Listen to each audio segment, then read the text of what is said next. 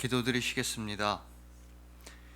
우리를 위로하시는 주님, 고통과 슬픔에 빠져있던 우리에게 소망과 위로의 빛이 되어 주시니 감사합니다.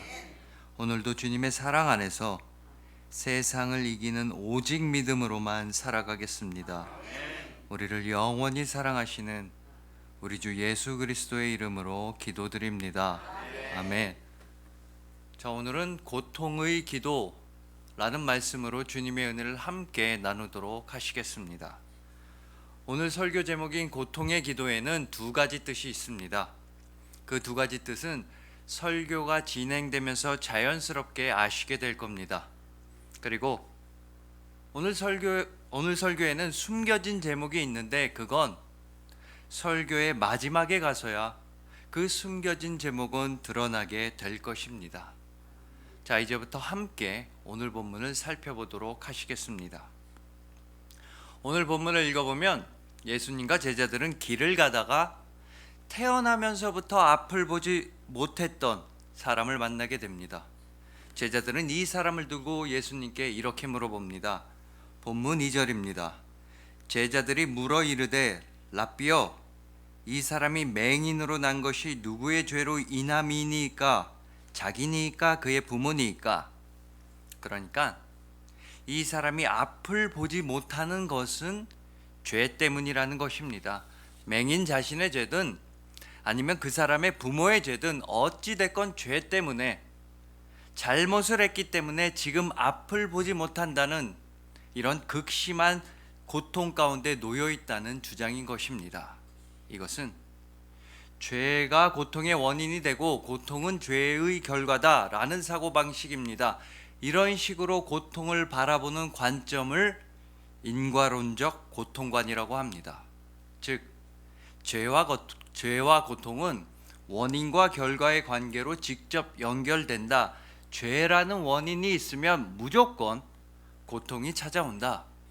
반대로 지금 고통을 당하는 중이라면 그건 전에 지은 죄 때문이다 라는 생각입니다. 제자들은 철저하게 이 인과론적 고통관에 의거하여서 앞을 보지 못하는 이 사람의 고통에 대해서 평가하고 있습니다. 그리고 2000년 전이라는 시대적 배경을 고려한다면 당시의 대부분의 사람들은 이런 식으로 고통에 대해서 생각했습니다.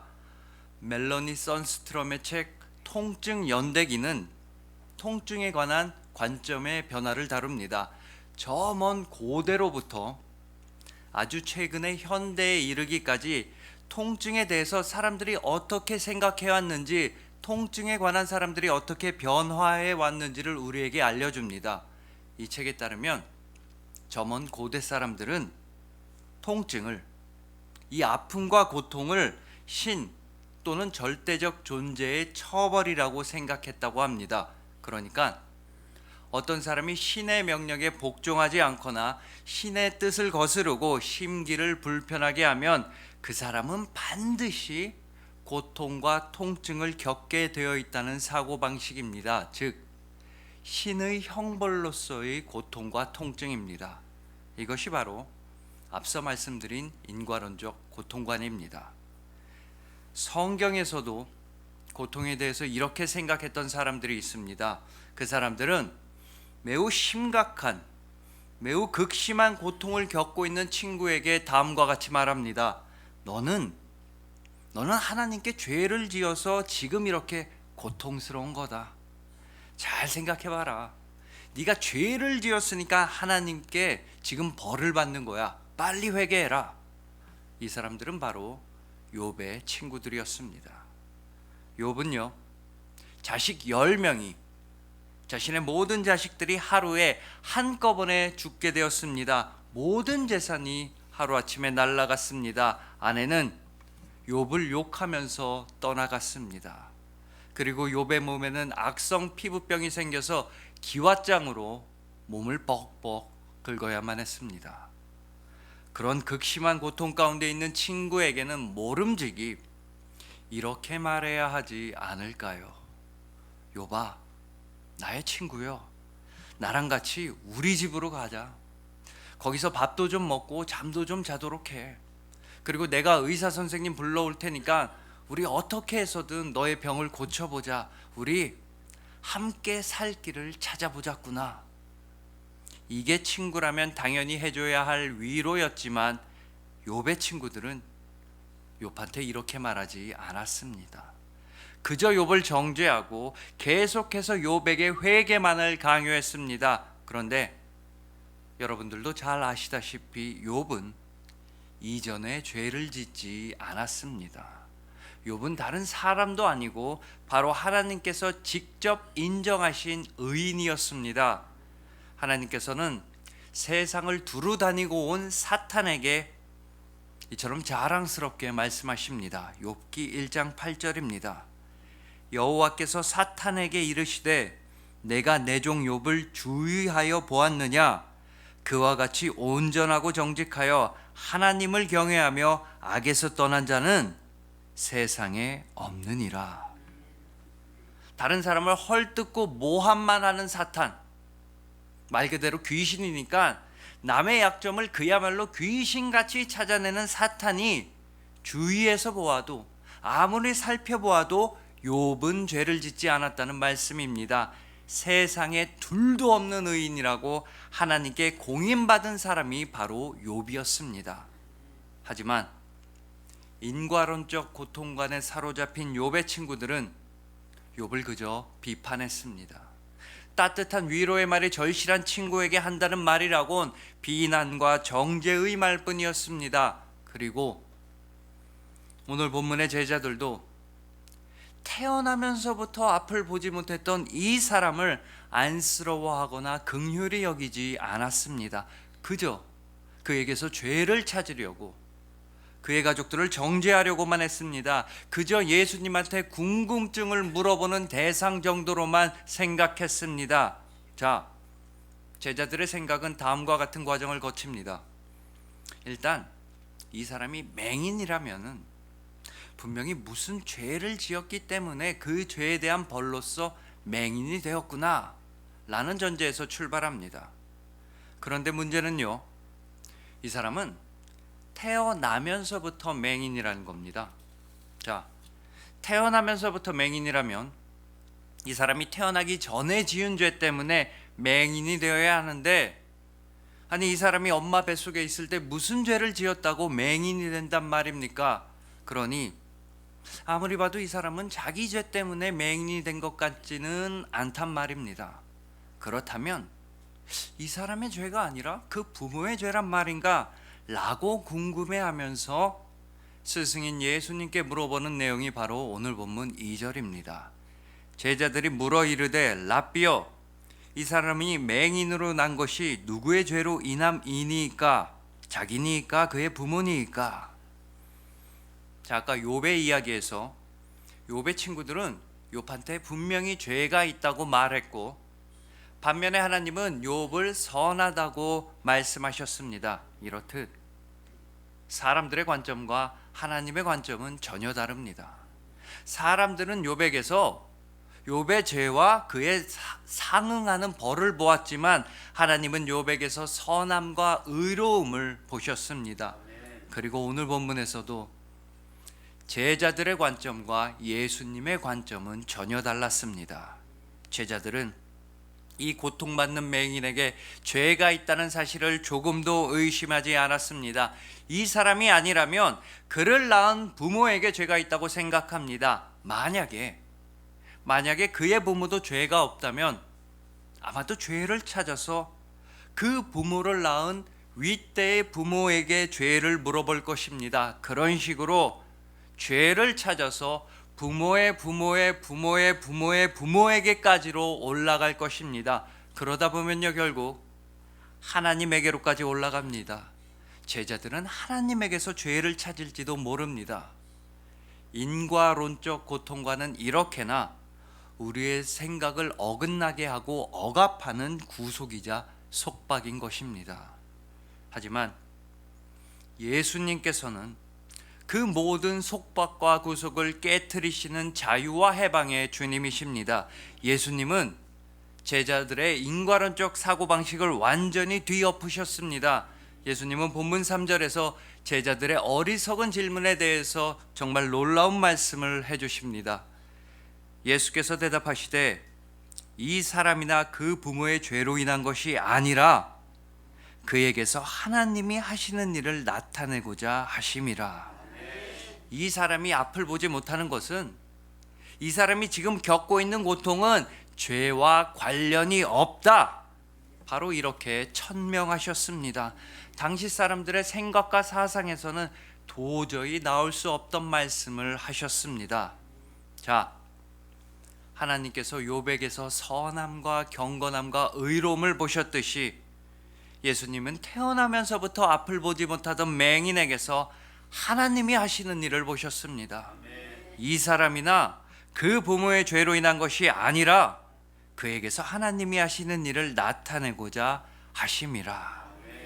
예수님은 이 맹인에게서 하나님 아버지께서 하시는 일, 즉 하나님 아버지의 일하심, 하나님의 역사하심만을 보셨습니다. 그리고 태어나면서부터 앞을 보지 못하던 사람을 고쳐주셨습니다. 그에게 밝은 빛을 주셨습니다. 자, 여러분, 오늘 설교의 제목은 고통의 기도입니다. 고통의 기도라는 제목의 그 첫 번째 뜻은 바로 고통 가운데서의 기도입니다. 고통이 없는 사람이 있을까요? 슬픔 없이 살아가는 사람이 있나요? 아픔 없는 인생은 불가능합니다. 어려움 없이 살아가는 사람은 아무도 없습니다. 우리 모두는 너무나 아프고 너무나 힘듭니다. 늘 돈이 부족합니다. 자주자주 몸이 아픕니다. 사람들과의 관계도 썩 좋지가 않습니다. 하다못해 예배를 드리고 있는 지금 이 순간에도 심각한 근심과 걱정은 우리를 붙잡고 놓아주질 않습니다. 그런데 여러분은 혹시 여러분이 지금 겪고 있는 고통을 죄의 결과로만 받아들이고 계십니까? 여러분의 슬픔과 아픔, 고난과 역경, 여러분의 이런 고통들이 혹시 지금 하나님께 벌을 받는다고 생각하고 계신가요? 욥의 친구들이 욥을 비난하며 바라보았듯이, 오늘 본문의 제자들이 맹인을 정죄하며 바라보았듯이, 여러분들은 혹시 지금 자기 자신을 비난하며 또 정죄하며 바라보고 계십니까? 하지만 예수님께서는 태어나면서부터 앞을 보지 못하는 그런 너무나 큰 고통을 당하고 있는 사람에게서 죄와 벌이 아니라 다른 것을 보셨다는 사실을 기억하시길 바랍니다. 예수님은 이 맹인에게서 죄가 아니라, 벌이 아니라 바로 하나님께서 행하실 일을 보셨습니다. 그러니 예수님을 믿고 따르는 여러분들도 바로 여러분의 고통에서, 여러분의 슬픔과 아픔에서 하나님께서 행하실 일, 하나님의 역사하심을 바라보아야 합니다. 오늘 설교 제목인 고통의 기도의 첫 번째 뜻인 고통 가운데에서 기도는 다름이 아니라 바로 하나님께서 행하실 일을 바라보는 기도인 것입니다. 기도를 통해서 우리 하나님이 행하실 일을 바라봅시다. 또 기대합시다. 오직 기도만이 하나님이 하실 일을 기대하는 마땅한 태도인 것입니다. 믿음의 기도로서 지금 나를 괴롭히는 이 모든 고통 가운데에서도 오직 하나님의 크고 놀라운 일만을 바라보시는 여러분들을 주님의 이름으로 축복합니다. 자, 그렇다면 심각한 고통 가운데에서도 하나님께서 행하실 일을 바라보는 기도란 과연 어떤 기도일까요? 그 기도는 고통의 기도라는 오늘 설교 제목의 두 번째 뜻으로 연결됩니다. 고통의 기도의 두 번째 뜻은 바로 기도의 고통입니다. 기도의 고통, 그러니까 기도하는 고통, 고통스러운 기도, 기도할 때 느끼게 되는 고통을 뜻합니다. 여러분은 늘 행복하고 즐겁고 기쁜 마음으로만 그렇게 신나게 기도하십니까? 그렇지 않습니다. 눈물과 고통과 간절함으로 드리는 기도가 얼마나 많습니까?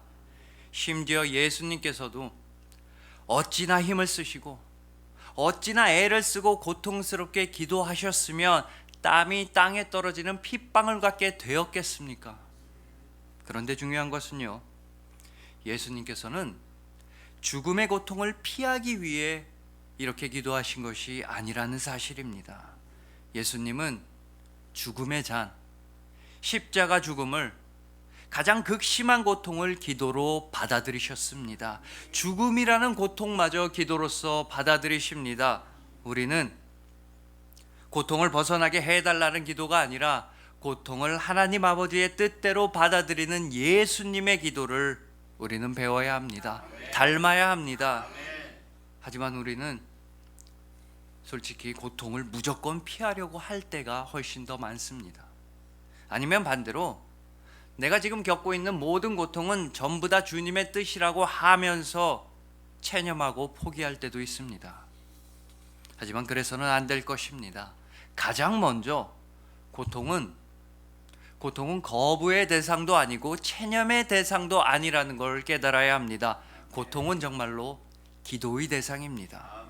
그 무엇보다도 이 고난과 고통 가운데에서 주님께서 나에게 어떠한 뜻과 길을 보이시는지를 기도해야 하는 기도 제목입니다.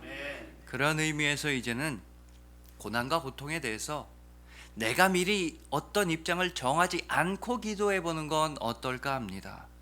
예를 들어서 돈이 없는 상황을, 가난의 고통을 가정해 봅시다. 그러면 그 가난에 대해서 무조건 거부하면서 기도하는 사람들이 있습니다. 나 좀 가난하지 않게 해주세요. 나한테 돈 좀 주세요. 이렇게 말입니다. 아니면 반대로 하나님께서 어련히 나를 가난하게 하셨겠지. 내 주제에 돈은 무슨 돈이야. 이렇게 체념하며 포기하는 사람들도 있습니다. 한쪽은 돈을 위해서 오로지 돈만을 바라고 기도하는 것이고, 다른 한쪽은 하나님을 핑계로 해서 모든 것을 포기하고 의욕이 없는 상태입니다. 즉 한쪽은 내 욕심 좀 채워주세요 라는 태도이고, 다른 한편은 될 대로 되라 라는 태도인 것입니다. 중요한 건요, 이 두 가지 태도 모두 다 가난이라는 고통에 대해서 내가 먼저 어떤 입장과 어떤 정답을 정해놓고 기도한다는 것입니다. 한편은 가난을 물리쳐야 할 적 또는 악으로 생각합니다. 다른 한편은 체념, 포기, 무기력입니다. 이 두 입장 다 이해는 됩니다만은 우리는 이제 주님께로 더 가까이 나아가야 합니다. 이제는 고통을 놓고 고통을 주님의 손에 올려드리며 기도해 보시길 바랍니다. 나의 고통을 어떻게 좀 해주세요, 이게 아니라 고통 자체를 기도 제목으로 놓고 기도해 보십시오. 이 고통 가운데서 하나님께서 하실 일이 무엇인지, 나를 향하신 하나님의 뜻이 무엇인지 바로 하나님께 물어보는 기도를 해보시길 바랍니다. 주님, 이 가난의 고통을 통해서 저에게 하시고 싶은 말씀은 과연 무엇입니까? 주님께서 나에게 보여주실 그 길은 무엇입니까? 바로 이렇게 기도해 보십시오. 우리가 모든 것을 주님께 맡겨드리고 주님을 신뢰하는 기도를 올려드릴 때 주님께서는 우리가 겪고 있는 고통을 대하는 지혜를 주시고 인내를 주시고 감사를 주십니다. 우리는 오직 믿음의 기도로서 지혜를 이루어야 합니다. 인내와 감사를 이루어야 합니다.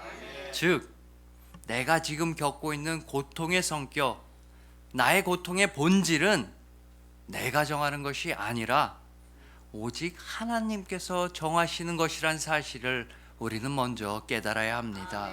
그리고 우리는 고통을 거부하거나 고통에 대해서 체념하지도 말고 오직 기도로서 받아들여야 합니다. 내가 고통을 싫어한다는 이유로 덮어놓고 무작정 나의 고통을 떠나가게 해달라고만 기도한다면, 그렇게만 기도한다면 내가 겪고 있는 고통이 떠나가지 않을 때 우리는 좌절하게 됩니다. 절망하게 됩니다. 기도 응답을 받지 못할 때 우리는 하나님을 원망하게 됩니다. 반대로 고통을 그저 체념하며 비관적인 사고방식, 사람의 생각으로 포기해버린다면 우리는 하나님의 은혜를 맛볼 수가 없습니다. 기도 응답의 기쁨을 누릴 수도 없고 하나님의 역사하심과 일하심을 알지 못하게 됩니다. 이제는 비관적인 인생관이 아니라 절대적인 신앙관으로 고통을 바라보십시오. 이런 기도 가운데 주님께서는 여러분에게 가장 좋은 길을 보여주십니다.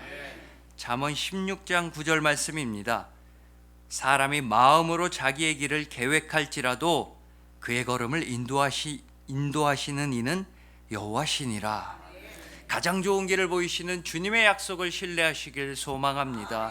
고통과 슬픔마저도 주님 손에 올려드리는 기도로서, 바로 예수님을 닮은 기도로서 깊은 믿음을 세우시는 여러분들을 주님의 이름으로 축복합니다.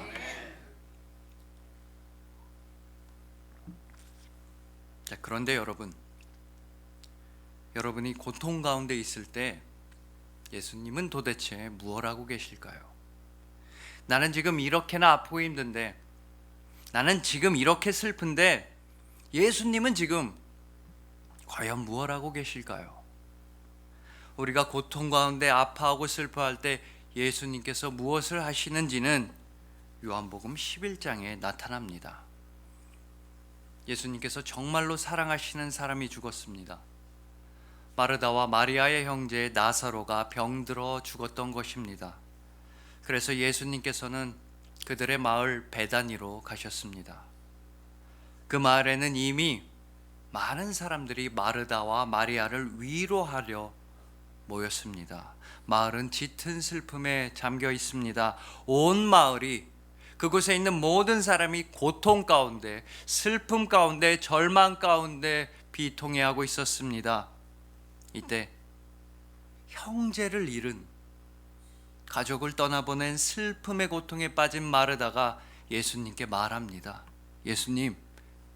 예수님이 여기 있었더라면 내 오빠는 죽지 않았을 거예요. 이어서 똑같이 마리아도 울면서 똑같이 예수님께 말합니다. 예수님이 여기 계셨더라면 내 오빠는 죽지 않았을 거예요. 예수님은 마리아가 우는 것과 또 그녀와 함께 있는 모든 사람들이 펑펑 우는 것을 보시고 너무나 안타까우셨고 예수님의 마음은 너무나 아프셨습니다. 요한복음 11장 33절에 따르면 예수님은 그들의 고통과 슬픔을 비통히 여기시고 그들을 불쌍히 여기셨습니다.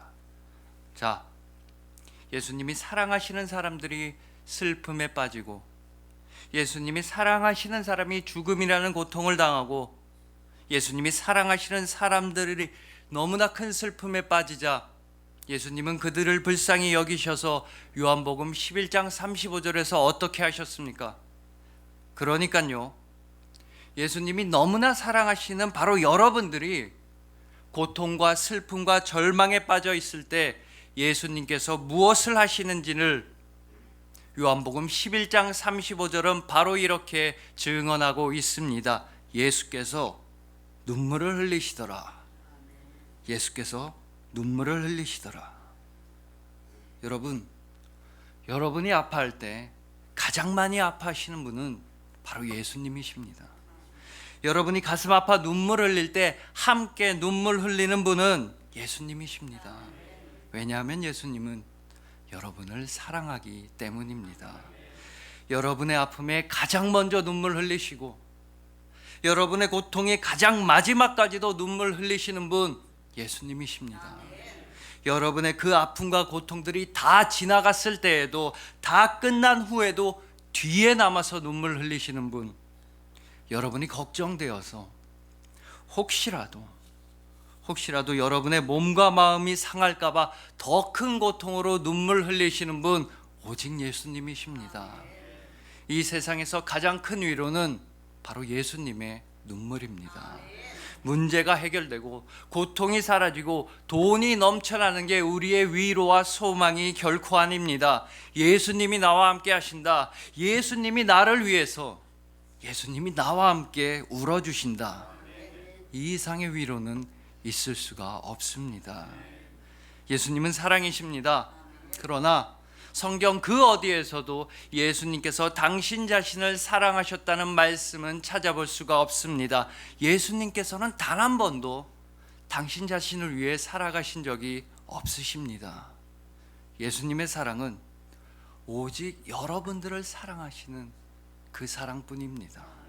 예수 그리스도는 여러분을 향한 사랑만으로 가득 찬 분입니다.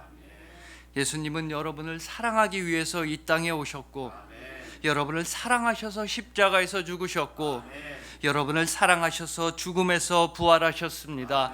예수님은 영원히 여러분을 사랑하십니다. 설교를 시작할 때 오늘 설교에는 숨겨진 제목이 있다고 했는데, 그 숨겨진 제목을 이제 말씀드리도록 하겠습니다. 그건 바로 예수께서 눈물을 흘리더라 입니다. 예수께서 눈물을 흘리시더라. 이 제목을 반드시 기억하시길 바랍니다. 여러분이 극심한 고통 가운데 있을 때, 여러분이 너무나 아파할 때 예수님은 여러분을 위해 눈물을 흘리십니다. 여러분이 그 누구에게도 말할 수 없는 고통을 겪고 있을 때, 가족과 친구에게도 말할 수 없는, 아니 가족과 친구라서 더 말할 수 없는 그런 고통 가운데 있을 때 예수님은 여러분이 안쓰러워 눈물 흘리고 계십니다. 예수님은 절대로 여러분이 혼자 울도록 내버려 두지 않으십니다. 여러분과 함께 눈물 흘리십니다. 그러시면서 오늘 본문 3절처럼 여러분에게 말씀하십니다. 지금 너희가 겪고 있는 고통은, 너희가 겪고 있는 그 슬픔은 너희의 죄 때문이 아니다. 너희는 잘못이 없다. 너희 잘못이 아니야. 너는 절대로 잘못된 사람이 아니야. 내가 너를 사랑한다. 그리고 여러분과 함께, 그리고 여러분을 위해서 눈물 흘리신 예수님께서는 죽은 나사로를 다시 살리셨습니다. 오늘 본문에 태어나면서부터 눈먼 사람의 눈을 뜨게 하셨습니다. 그리고 바로 여러분을 통해서 하나님 아버지께서 행하실 크고 놀라운 일을 반드시 나타내십니다. 주님의 눈물은, 주님의 사랑은 바로 이렇게 여러분을 변화시킵니다. 여러분이 오직 그리스도인이 되게 하는 것입니다. 그리하여 고통 가운데에서도 주님만을 바라보시는 여러분들, 모든 짐을 주님의 손에 올려드리시는 여러분들, 예수님께서 너무나도 사랑해서 여러분을 위해 눈물을 흘리시는 여러분들을 진심으로 사랑하고 축복합니다. 아멘. 기도드리시겠습니다.